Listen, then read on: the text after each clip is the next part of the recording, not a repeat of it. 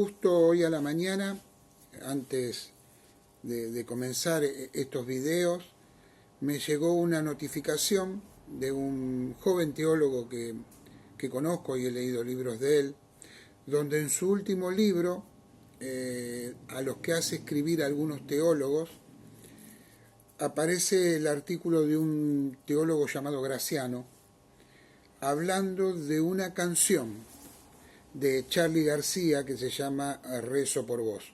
Una canción conocida, recuerdo haberla escuchado muchísimo cuando era un pibito. Somos de la época del rock nacional y muchas canciones marcaron nuestra infancia.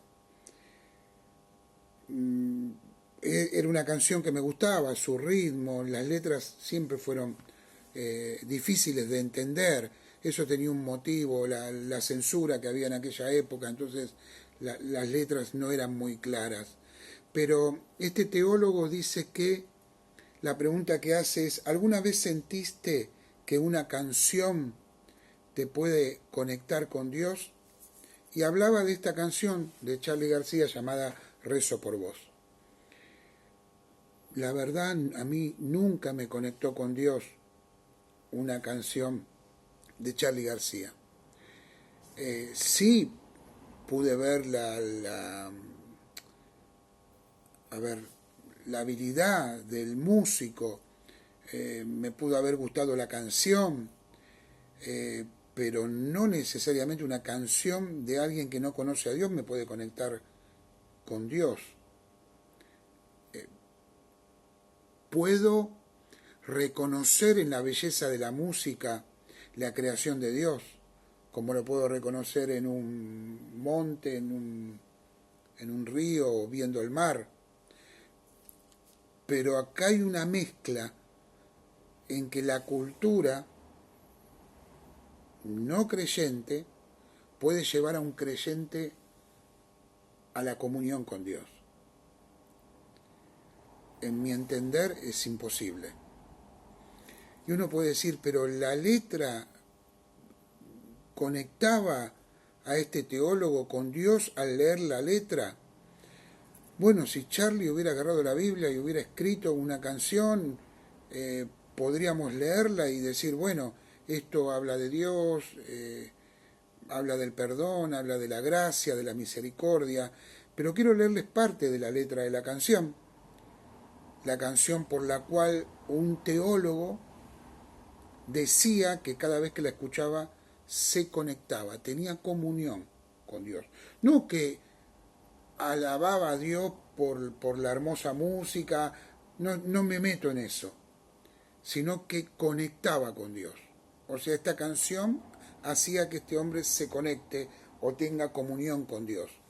La canción dice, la indómita luz se hizo carne en mí, y lo dejé todo por esta soledad. Leo revistas en la tempestad, hice el sacrificio, abracé la cruz al amanecer, después dice rezo, rezo, rezo por vos, morí sin morir, y me abracé al dolor, y lo dejé todo por esta soledad. Ya se hizo de noche, ahora estoy aquí, después dice quemé las cortinas, me encendí de amor sagrado. Yo tendría que hacer un esfuerzo muy grande para entender la letra primero, ¿no? Y segundo, esta letra no dice nada sobre Dios o una relación con Dios. Es muy herética y hasta creo que dice otras cosas. Sin embargo, el teólogo dice, me conecta con Dios. Y ahí está el tema, hermanos. Hoy la cultura ha tomado tanto poder dentro del cristianismo que la cultura se convierte en una guía ciega de ciegos. Me desilusioné cuando vi este artículo porque he leído 2 libros anteriores de este autor y estaba esperando este tercer libro. Espero que solo sea ese capítulo, pero por lo que veo está yendo hacia lo que nosotros llamamos la iglesia emergente. Para concluir, algunos puntos para que tengamos claros sobre la iglesia emergente. Primero, hermanos, por su relativismo, la iglesia emergente abandonó la fuente de verdad y autoridad, que es la Biblia. No tienen ancla, no tienen puerto, no tienen fundamento.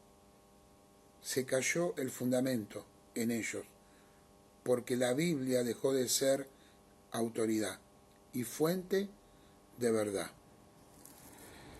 Y eso, hermanos, está preparando una generación que no tiene fundamento. Por eso creo que los jóvenes tienen que prestar atención en esto, porque hay un canto de sirenas que les está diciendo que uno puede ser cristiano sin fundamento. Y por el fundamento murieron muchos hijos de Dios, taparon boca de leones, murieron perseguidos, apedreados por la palabra de Dios, porque no podían dejar de decir lo que habían visto y lo que habían oído. Este relativismo influye en estas generaciones. Estas son generaciones que relativizan mucho el poder del enemigo. Son generaciones que o directamente les cuesta creer en el mundo espiritual o creen que el mundo espiritual está vencido completamente, el diablo pisado, o nada tiene determinado poder. Hoy vemos una generación que se permite ver cosas que nuestra generación no lo hacía. Consideran conceptos como la santidad, la vida de oración, el orden, la adoración bíblica, la llenura del Espíritu Santo, la misión, como cosas relativas, como cosas que no tienen tanta importancia, porque lo importante es la experiencia y no la verdad. Lo importante es el entretenimiento, el estar bien, y no el dejo al mundo y sigo a Cristo. El culto no es adoración, no está centrado en Dios. El culto es un entretenimiento espiritual, centrado en los concurrentes y no en quien debe ser centrado el culto. De ahí frase como los cultos son aburridos. Hermanos, la iglesia de Cristo va a permanecer si se toma de la verdad de las Escrituras. La iglesia de Cristo va a permanecer fiel si predica el Evangelio en su totalidad, si vive una vida santa. Cuando vemos todas estas cosas que están minando la fe de la iglesia, ahí entendemos la pregunta del Señor. Y cuando el Hijo del Hombre venga a la tierra, ¿hallará fe en la tierra? Porque también es relativo el cumplir con la misión de Mateo 28. No se puede cumplir la misión sin proclamar a Cristo como Salvador y como Señor. Hermanos, el posmodernismo, con el nombre de Iglesia Emergente, ha llegado al cristianismo. Estemos atentos, velemos y pongamos bien alto nuestro fundamento, que es la palabra de Dios. Dios les bendiga.